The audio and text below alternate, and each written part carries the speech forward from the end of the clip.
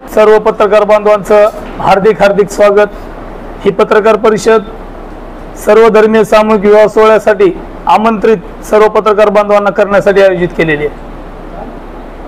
येत्या 26 मेला म्हणजे रविवारी सर्व धर्मीय सामूहिक विवाह सोहळ्याचं आयोजन VSP अंतर युवा संघटनेच्या वतीने करण्यात आलेलं आहे। डॉक्टर बाबासाहेब आंबेडकर यांच्या 133व्या जयंतीच्या निमित्तानं सर्व धर्मीय सामूहिक विवाह सोहळ्याचं आयोजन करण्यात आलेलं आहे।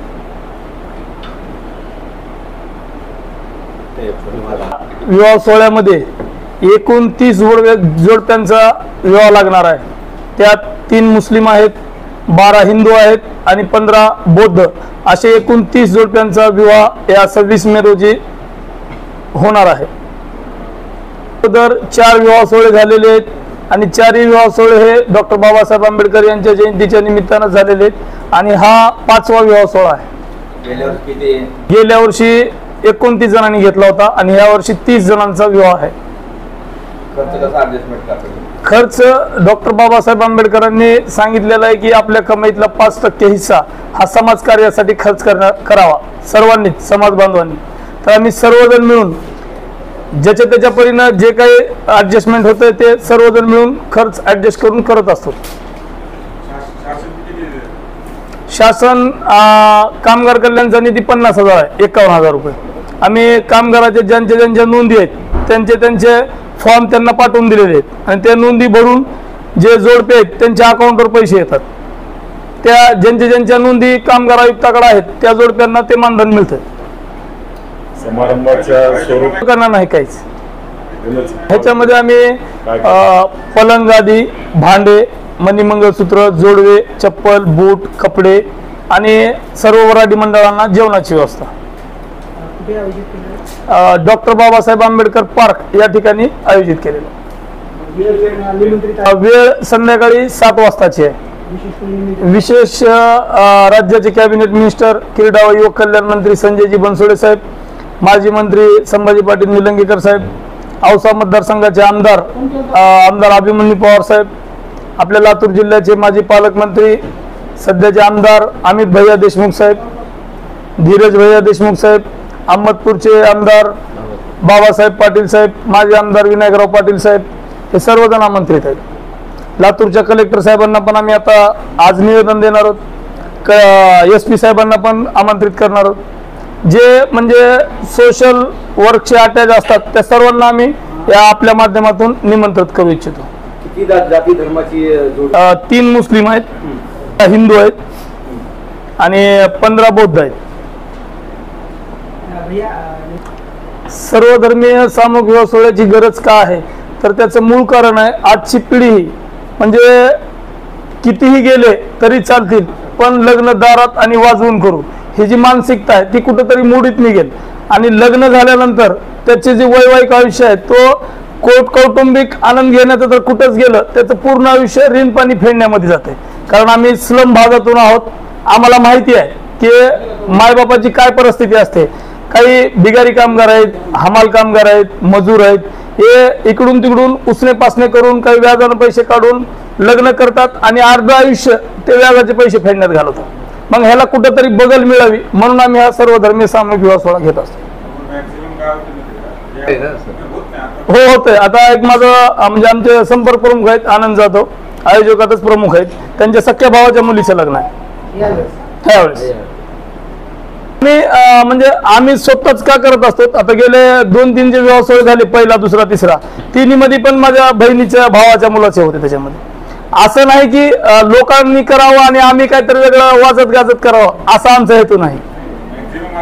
आम्ही तशापैकी नाही। जिल्हाध्यक्षाच्या मामाच्या मुलाचं सुद्धा लग्न आहे, ह्याच्यामध्येच आहे। नोंदणी फीस वगैरे काय काहीच नाही, निशुल्क आहे सगळं, टोटल निशुल्क आहे। नोंदणी करावी लागेल ना? हा, नोंदणी येऊन करायचे, डॉक्युमेंट जमा करायचे आणि फॉर्म भरून घेऊन जायचं। डॉक्युमेंट काय? डॉक्युमेंट त्यांचा वयाचा दाखला, ID प्रूफ आणि रहिवासी।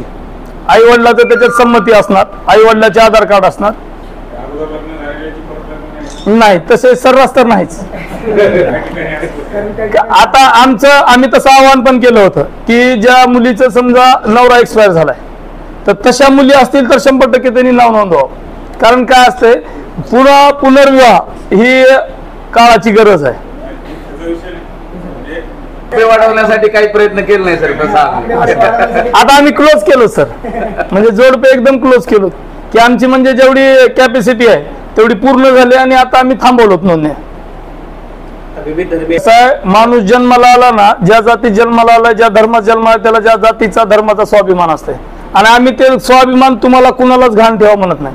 ज्या मुस्लिम असेल तर त्याला काजी असतोय, हिंदू असेल तर देवबाप्पा असतोय, बौद्ध असेल तर भंतेजी बोधाचार्य असतील, ज्या त्या धर्मानुसार लग्न लावतो आम्ही. आमचं बंधन कुठलंच नाही. ख्रिश्चनचे होते तर आम्ही त्या ख्रिश्चन धर्मियाच्या धर्मगुरूंना बोलवून त्यांचे विवाह लावतो. आम्ही देतो, आमचं सर्टिफिकेट देतो. विवाह सोहळ्यामध्ये एक मोठं आकर्षण काय तर एक अंधा आहे जोडपं आणि 2 विकलांग आहेत. म्हणजे ते सुद्धा आम्ही असं म्हणत नाहीत की धष्टपुष्टच्या आणि लग्न लावायला आमची अडचण करू नका, असं नाही.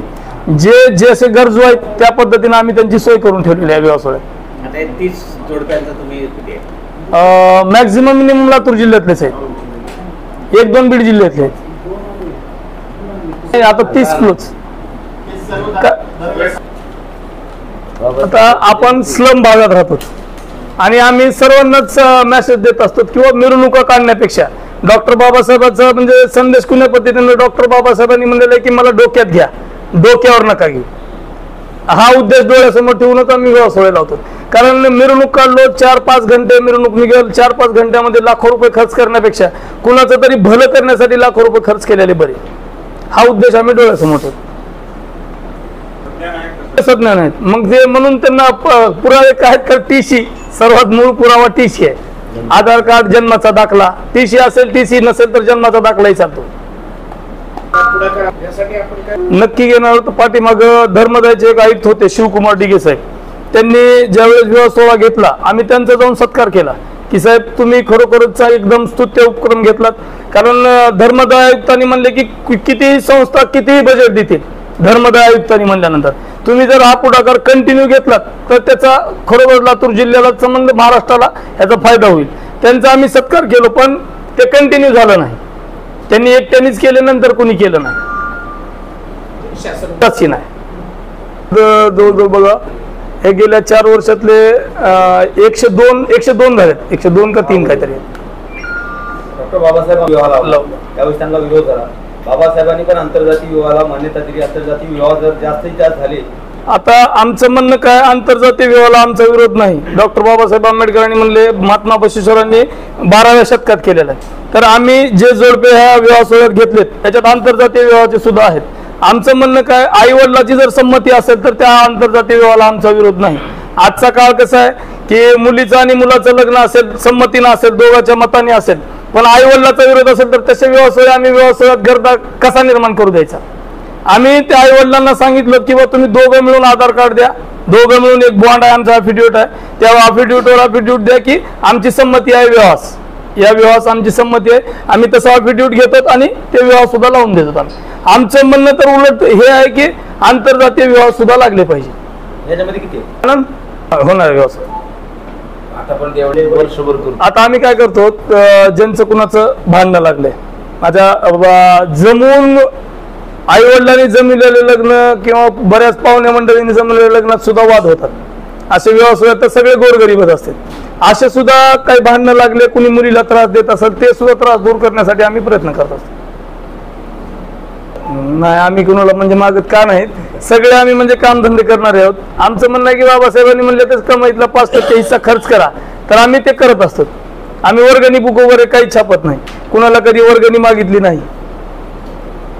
वर्गणी मागायची गरज होती का, त्या काळात होती, पण आज आमचा समाज सक्षम आहे, 2 रुपये खर्च करू शकतोय.